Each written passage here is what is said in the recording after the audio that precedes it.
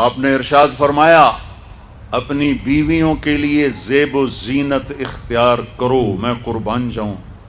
میں تو آپ کو نبی کا دین بتا رہا ہوں، آپ کہتے تو دین بڑا اوکھا کام، بیوی واسطے چنگے کپڑے پاؤنا اوکھا کام۔ میرے نبی نے کہا اپنی بیویوں کے لیے زیب و زینت اختیار کرو۔ سبحان اللہ۔ عورتوں سے کہا، واہ واہ، قربان جاؤں، اشارتاً ہمیں مردوں کو صراحتاً، عورتوں کو اشارتاً اپنی بیویوں کے لیے زیب و زینت اختیار کرو۔ بنو اسرائیل میں زنا اس لیے پھیلا کہ مردوں نے بیویوں کے لیے زیب و زینت چھوڑ دی تو وہ غیر مردوں کی طرف مائل ہو گئیں۔ اور پھر عورتوں کو فرمایا کہ خامدوں کے لیے تیار ہو۔ کیسے؟ آپ نے فرمایا جنت کی حور اپنے خامد کے لیے ایسے تیار ہوگی جیسے ام سلمہ میرے لیے تیار ہوتی ہیں۔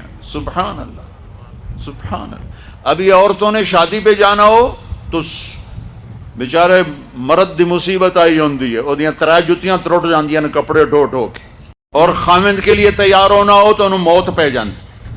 اپنے خامدوں کے لیے تیار ہو ورنہ وہ اور عورتوں کی طرف مائل ہو جائیں گے۔ یہ اس میں خفیہ پیغام ہے۔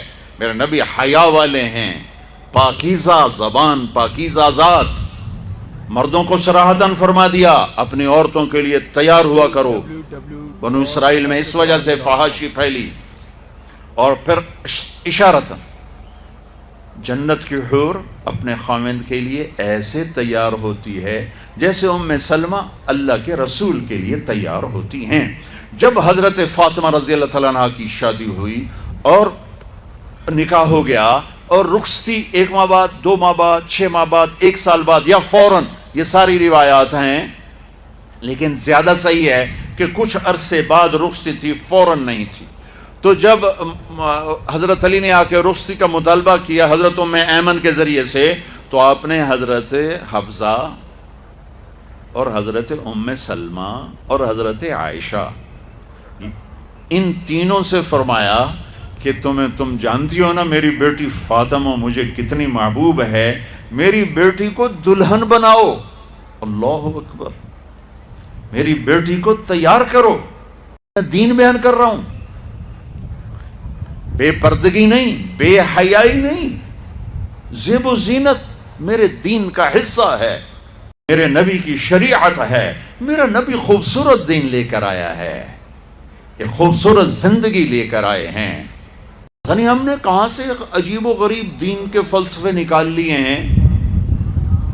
آپ نے کہا جابر شادی کی؟ کہا جی کی۔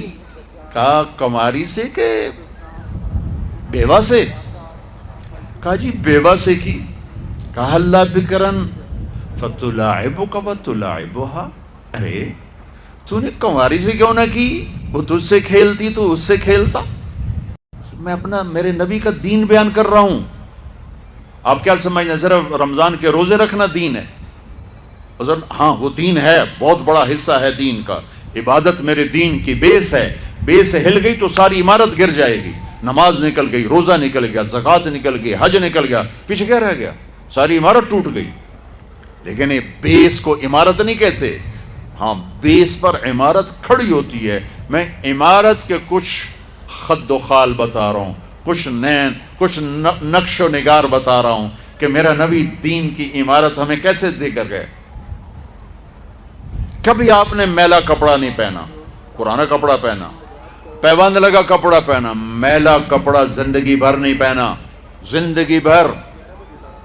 اور آپ کے بدن مبارک سے، آپ کے پسینے سے ایسے خوشبو آتی جیسے مشک سے خوشبو آتی، دنیا کے سب سے مہنگی خوشبو۔ آپ حضرت ام سلیم کے گھر میں آرام فرما رہے تھے دوپہر کے وقت، تو آپ یوں کر کے سوئے ہوئے تھے، یوں یہ کوہنی آگے نکلی ہوئی تھی۔ آنکھ کھلی تو دیکھا ام سلیم نے یہاں بوتل رکھی ہوئی، یہاں۔ تو آپ نے کہا کیا کر رہی ہو؟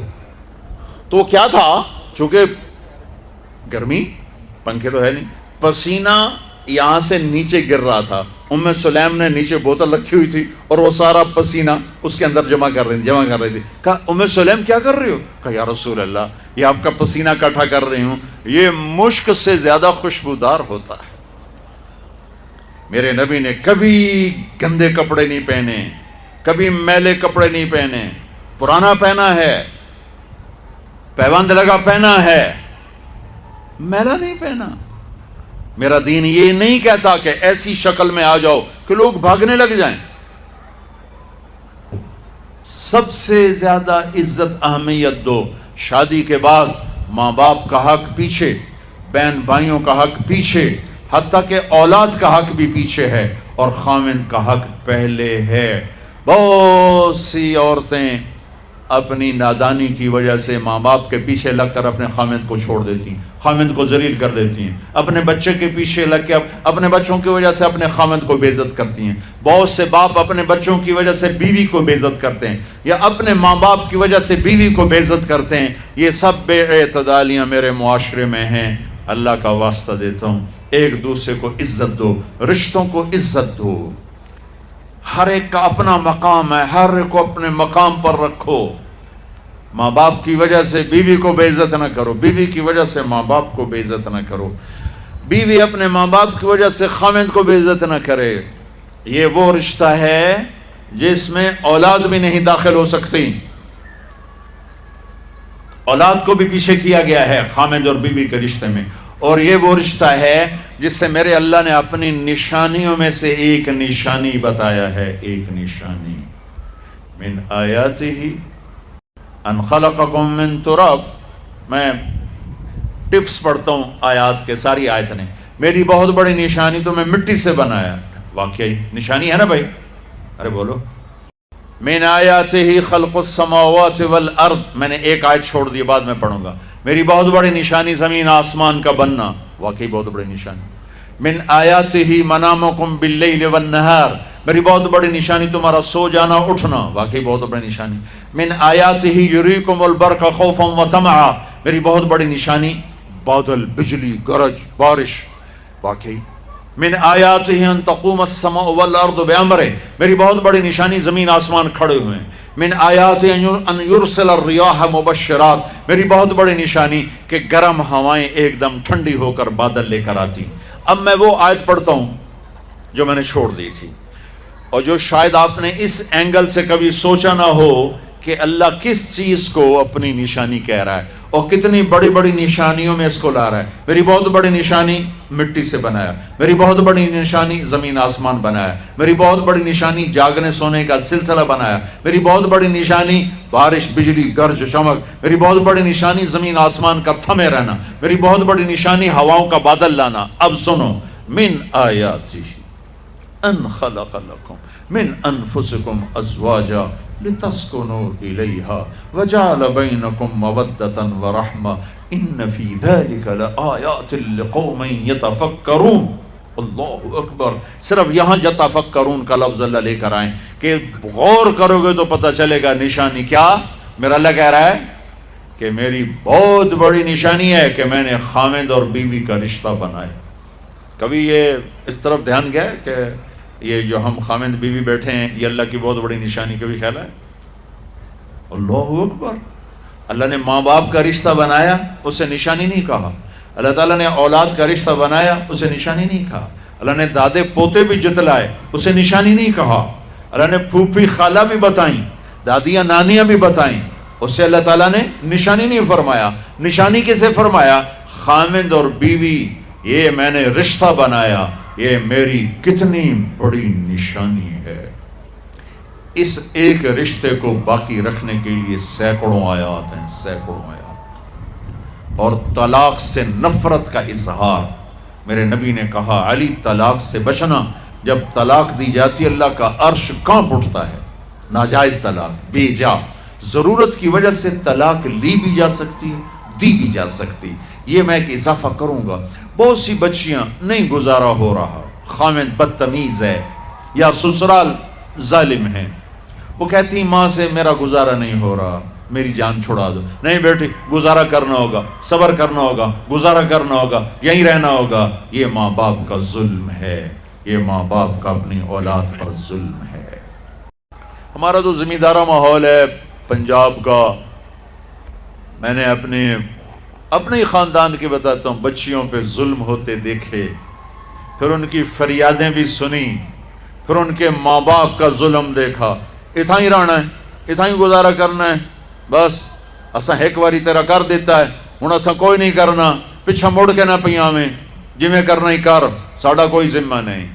ماں باپ کہتے ہیں, ماں باپ کہتے ہیں. ماہی بے آب مچھلی پانی کے بغیر تڑپتی ہے, اس طرح اس کا دن اور رات ہے. زندہ کی کھال کھچ رہی ہے, اس طرح اس کا دن اور رات ہے. اور ماں باپ کا جبر, گزارا کرنا ہے, گزارا کرنا. تینوں بعد کون تیرا رشتہ کتوں آئے گا, تیری شادی کتوں کریں گے. ابھی تو اس کو ذبح ہونے سے بچا لو. کل تو اللہ نے ہمیں اس کا مکلف ہی نہیں کیا کہ کل کیا ہوگا, کل کو آنے تو دو. پتہ نہیں کل کا دن ہے بھی نہیں کہ ہمارے مقدر میں یا نہیں.